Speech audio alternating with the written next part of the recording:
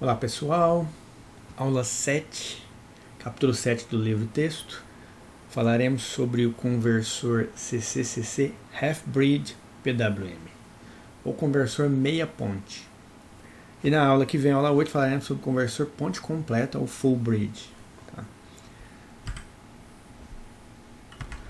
Vamos começar já apresentando a estrutura do conversor.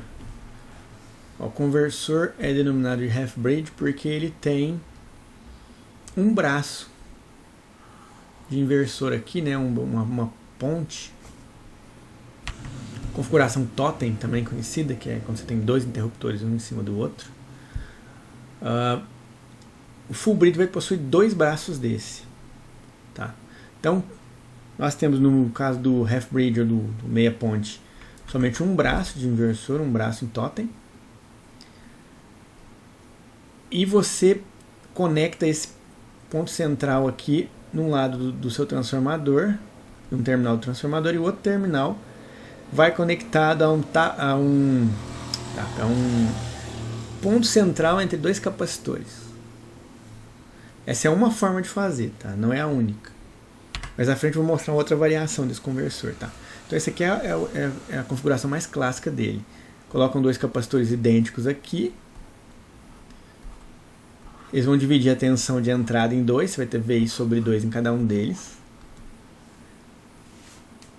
Agora você vai ficar aplicando no primário desse transformador, ora VI sobre 2, ora menos VI sobre 2. Vai ser aplicado invertido aqui. Então você vai para mais VI sobre 2, menos VI sobre 2. Aqui, mais VI sobre 2, menos VI sobre 2. Então a tensão alternada, com nível médio nulo. E nessa desse transformador você pode ter três configurações básicas, né? Esse aqui que é aquele clássico transformador secundário com tapo central, 2 diodos, é um retificador de onda completa, mas com tapo central. Tem um retificador com onda completa, mas com 4 diodos. Você substitui, você elimina um enrolamento, mas acrescenta 2 diodos a mais. E o meia onda, que é o mesmo que a gente aprendeu, que a gente viu lá no caso do forward. Então é um retificador meia onda. Então o conversor half-bridge ele é isolado e pertence à família dos conversores derivados do conversor Buck. Você vai observar que ele é uma variação do conversor Buck. Ok? Tentar rapidamente só exemplificar isso. Se vocês relembram do conversor Buck, ele tinha um interruptor em cima lá, que estava a fonte. Vinha um interruptor, aqui tinha um diodo, aqui tinha um indutor, capacitor, carga. Se você observar isso aqui, aqui um diodo, aqui um interruptor. Se não tivesse transformador, isso aqui viria direto para o filtro de saída.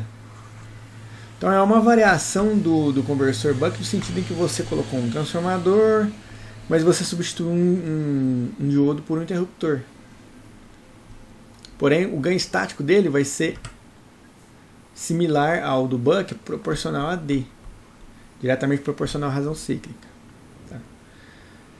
Ele pode operar em CCM e DCM, pode possuir múltiplas entradas, porque tem um transformador, né?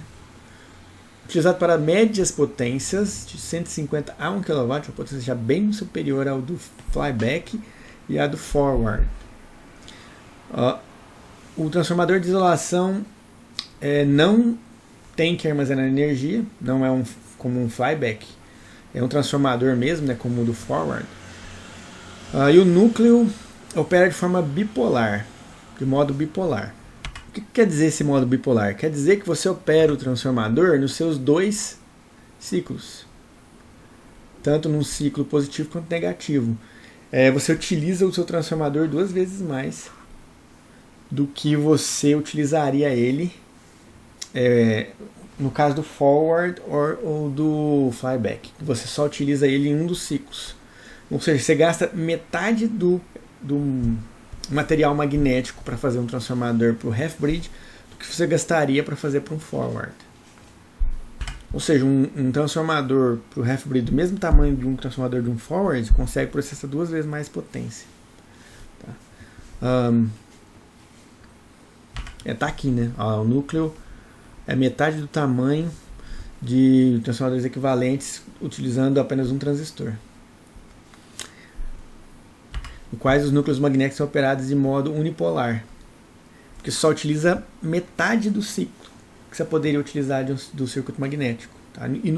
Tá subutilizando ele, né? Mais uma razão de por que esses conversores como flyback e forward são utilizados para potências menores, né? A gente tem 2 transistores aqui, e para acionar eles a gente vai usar a técnica de defasamento. Vamos defasar de 180 graus os pulsos do primeiro para o segundo transistor. A razão cíclica, teoricamente, pode ir no máximo até 50%, para não ter... Não acontecer de você fechar os 2 interruptores ao mesmo tempo e provocar um curto de braço aqui, Você curto-circuitar sua fonte. Então você jamais pode fechar os 2 interruptores ao mesmo tempo. Você pode ter, por exemplo, esse fechado e esse tem que estar aberto, ou vice-versa, ou os 2 abertos, mas nunca os 2 fechados.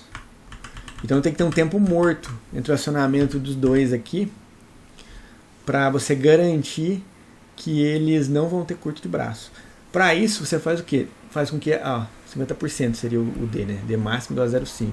A gente não coloca 0,5, vai até um 0,45, 0,4, 0,45 no máximo, para ter uma folga aí de pelo menos uns 10% do período de chaveamento. Você tem que estar com os 2 interruptores abertos, para dar uma folga, uma garantia.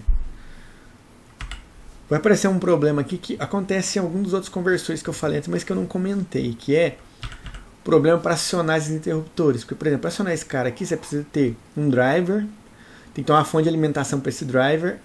Aí você, por exemplo, coloca essa fonte junto desse terra, você consegue potencial para acionar aqui. É fácil acionar esse cara. E esse daqui já está lá em cima.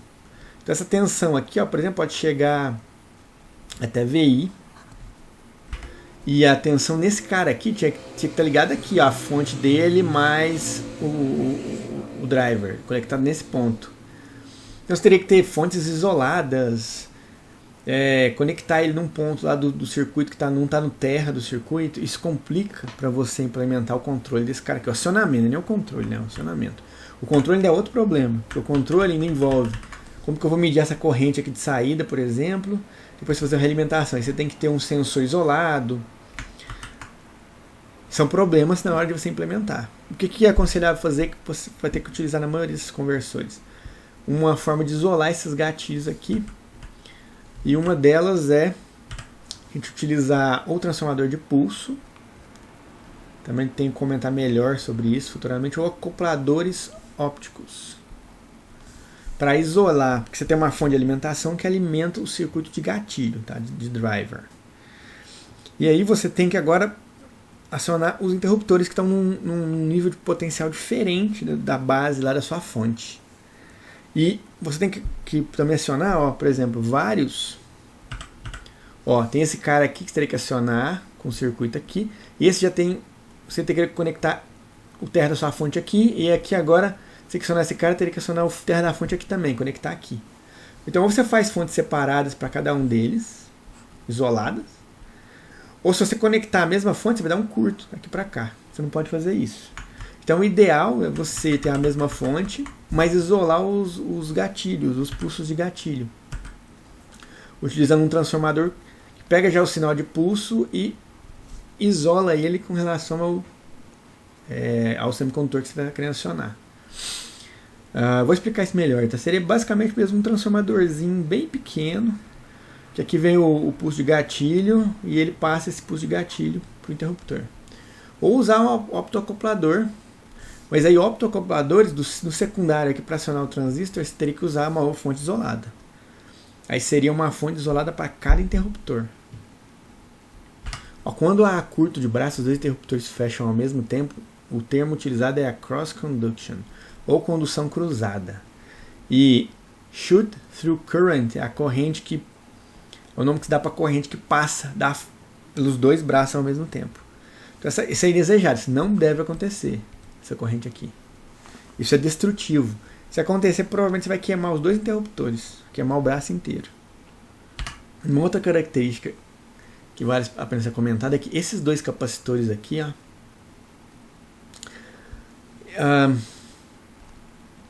para você garantir que a tensão dos dois esteja iguais, o ideal é colocar resistores de equalização, resistores em paralelo com os dois capacitores, como está falando aqui, ó, large, resistores de balanceamento na ordem de 100K, 1 mega, ser conectados em paralelo com os capacitores de CB.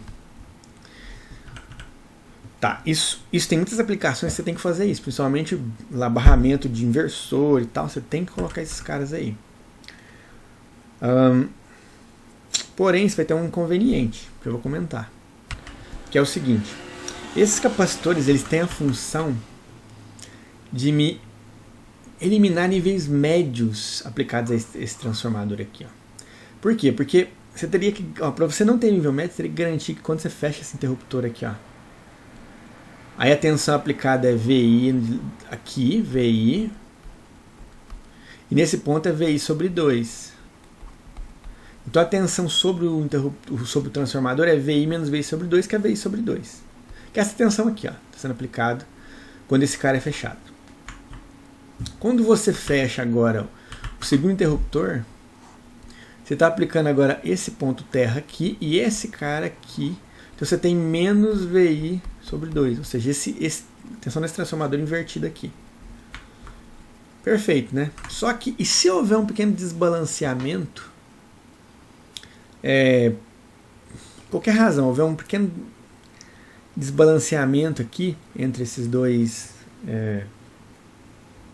tensões, ou porque não é só amplitude, tá? Quando eu falo de desbalanceio, eu também falo de largura de pulso. Por exemplo, você está aqui, ó,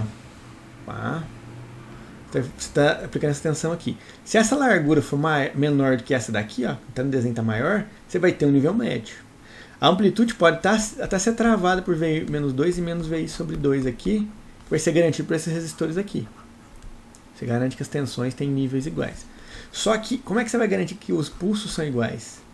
Porque por alguma razão construtiva dos gatilhos aqui, você pode ter que um transistor tem um período um pouquinho maior de condução do que o outro. Porque ele demora menos tempo para entrar em condução lá, devido à própria capacitância dos gatilhos dele.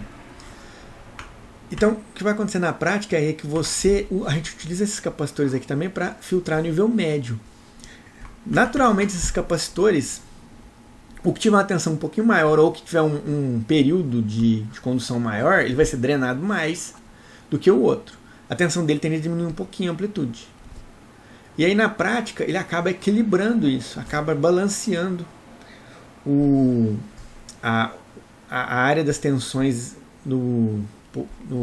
aplicadas tanto no sempre positivo quanto negativo do seu transformador. Tá? Atuando como um capacitor de bloqueio de nível CA. Ele elimina o nível médio da tensão aplicada no primário transformador. Okay? Isso vai funcionar muito bem desde que você não coloque os resistores equalizadores aqui, ó, porque eles não vão deixar esse desbalanceio acontecer. Só que esse desbalanceio ele é importante quando há um desbalanceio de pulsos aqui nos interruptores. Tá? Então o ideal é deixar eles assim para utilizar eles sem resistores, para utilizar eles como um half-bridge. Porém, eles vão ser utilizados os resistores quando estiver em outras aplicações, como saída de inversores e tal. Ok. Aqui na frente eu vou mostrar de novo que tem uma outra configuração para esse mesmo half-bridge, que é colocando o capacitor em série aqui, ó, e ligando embaixo. Essa é uma outra configuração usando o capacitor de desacoplamento. Eu vou comentar também, tá? Uma forma equivalente. A característica interessante é que a frequência das formas de onda, né, no filtro de saída é 2 vezes a frequência dos MOSFETs.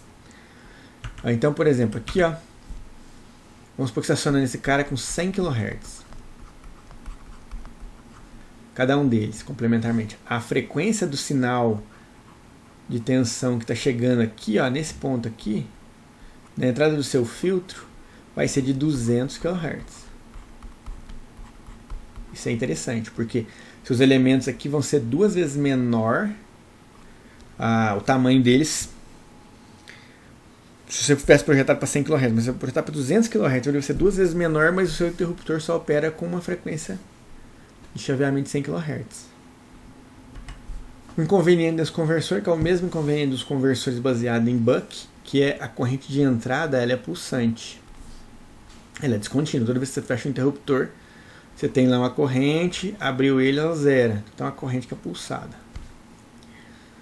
O que a gente pode fazer? Você pode colocar um filtro LC na entrada para fazer com que essa corrente seja não pulsante. Tá? Dá uma filtrada nisso aqui. Mais ou menos assim, na verdade, né? Fazer algo assim, mais ou menos, com a corrente. Por fim, o ganho estático desse conversor, por caso ideal, o ganho estático G, né? É VI sobre V0, tensão de entrada sobre tensão de saída, que é D sobre N. Agora, a razão cíclica de um buck mais o N do transformador.